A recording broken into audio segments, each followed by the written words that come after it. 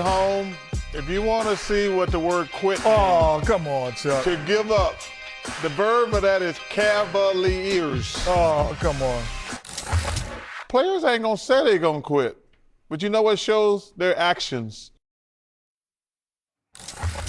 Cameron, did you have a problem with the Cavs' effort last night? Absolutely. I had a problem with the Cavs' effort after Game 3, to be totally honest with you. I don't think that they ever recovered after Game 1, giving up that 18-point lead in the fourth quarter. Game 2, they gave a so-so effort. But after Game 3, the middle of Game 3 with the Knicks just pounding on them, you see, it was actually playing Game 3, and it was towards the end of the game, maybe about 2 minutes left, where they just let Jalen Brunson go for a layup, and nobody was even around. And they just let him go for layup. And I said right there that this series is not even going to be. I mean, the series is pretty much over from there. But Game 4 was just a foregone conclusion. Yes, I had an absolute problem with the effort, and I heard Big Perk calling them out about their effort on other shows. Listen, it's terrible. It's terrible. Not just them. I think that Philadelphia gave up as well. So yes, I have a real big problem with their effort. Certain things shouldn't have been said. When you got somebody like Jared Allen a couple years saying, I thought the moment was too big for me when I played against the Knicks, and this was 2-3 years ago. Now you're keeping an eye on him. Now you're under a spotlight. And now it's looking like the moment was too big for you again. Allen Iverson, that's who what's the name, my man Donovan Mitchell should have been looking. The 2001 Allen Iverson, because you had no help. It seemed like we watched James Harden turn 80 years old in this series. I mean, it looked like he was a mannequin, a cone, a practice person who was just people were going by. So first of all, I want to give a big apology to Jalen Brunson, because I was saying Harden's a bigger guard. He may cause them problems. I don't know what's going to happen. Listen, I don't know how old Harden is. He turned 82 years old in that series, and we can't expect Harden to be a LeBron James, to be a Steph Curry, to be a Kevin Durant. We got spoiled with these athletes being really, really good as they get older. That's not going to happen for everybody. But he looked really bad. So yes, Shay, I was very, very disappointed in Cleveland's effort. Big Perk, I'll take it from here. There's certain things that need to be put in its proper perspective, all right? You're right. Harden suddenly looked old or whatever. And let me see Big Perk and Cameron when I'm saying this.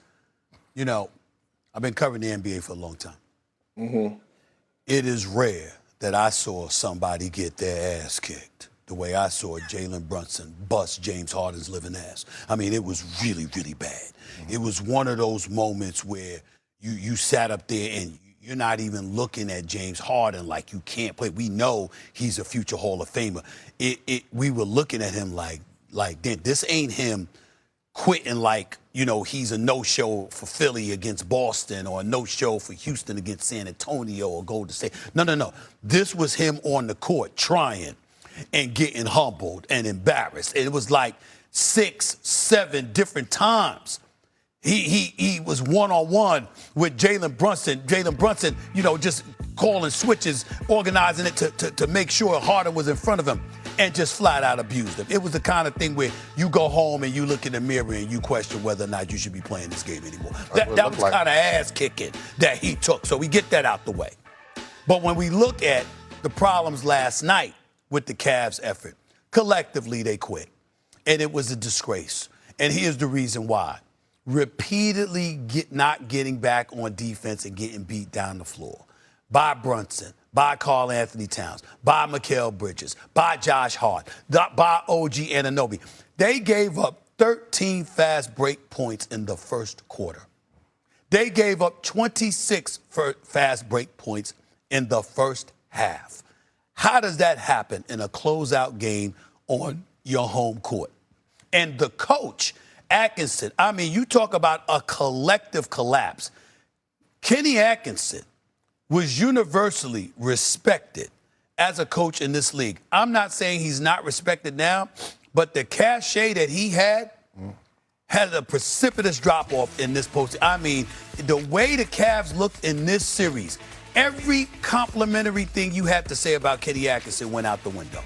Not just because of the way the team looked, but because when you, you could talk about it being taken out of context.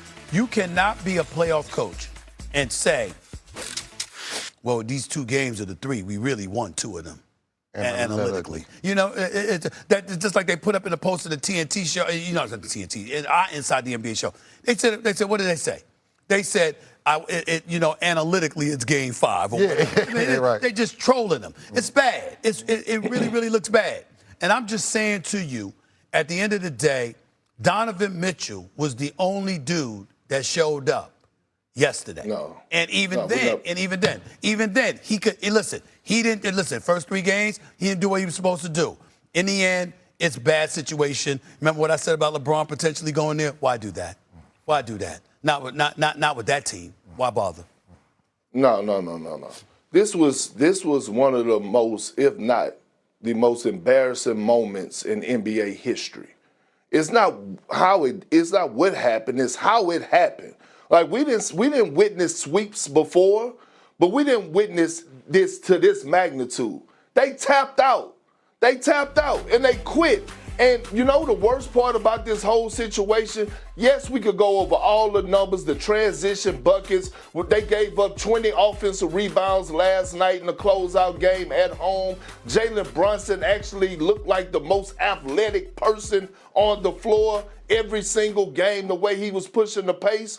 But the post-game comments throughout this series, starting with Kenny Atkinson and what he said the other day about the analytics. That was one of the most asinine things I've heard this postseason. And Donovan Mitchell, he had something to say before last night's game. He talked about, well, I feel like we never got over game 1, basically along those contexts. What? All that's showing is your lack of mental toughness in that locker room. And then when you hear James Harden come out and you hear his comments last night, like all across the board, the Cavs had no heart, no mental toughness. They got pumped and they got embarrassed. And it was an embarrassment for the league to witness that. The lack of competition to compete in between the lines or at this stage. We're talking about the conference finals. And James Harden was in his post-game interview last night. He was talking about how they just got through battling 2 hard 7-game series. Man, what are you talking about? I was on the team in 2008 where we had to go through 2 7-game series before reaching the conference finals. Where your heart at? Where your mental toughness at? That's what you're talking about? Y'all fatigued? Y'all tired? No, the Knicks just kicked y'all ass and snatched y'all soul. And all of a sudden, you got to look at Dan Gilbert. And if I'm Dan Gilbert, I'm looking at every single person on that roster, every single person on that coaching staff, and I'm saying everybody's on the chopping block. Every single one of them. We're not going to give Donovan Mitchell a pass. Those points was cute, but they wasn't powerful. No. They weren't powerful. But what I'm saying is, and I'm not trying to give him a pass because obviously he's the leader. What I'm talking about is that at the beginning, he came out trying to fight. We didn't see that from anybody else. I'm talking about at the beginning of the first quarter. That's all I'm talking about. He fought offensively. Yeah. All I'm saying. Well, that's what we expect from him. Donovan Mitchell has never been accused of being an elite defender. So neither has Jalen Brunson. I understand that. And Jalen Brunson was taking charges. Yeah, but Jalen Brunson also got teammates that didn't give up. And at the end of the day, all I'm trying to say is this. If you're Dan Gilbert, I look at Kenny Atkinson. I'm sorry. I don't see that as a leader of men as a head coach. I just don't. I agree. I just don't. I'm sorry. The words that came out of his mouth, the things that he was saying, the way this team refused to respond. I just didn't look at him. I expected to see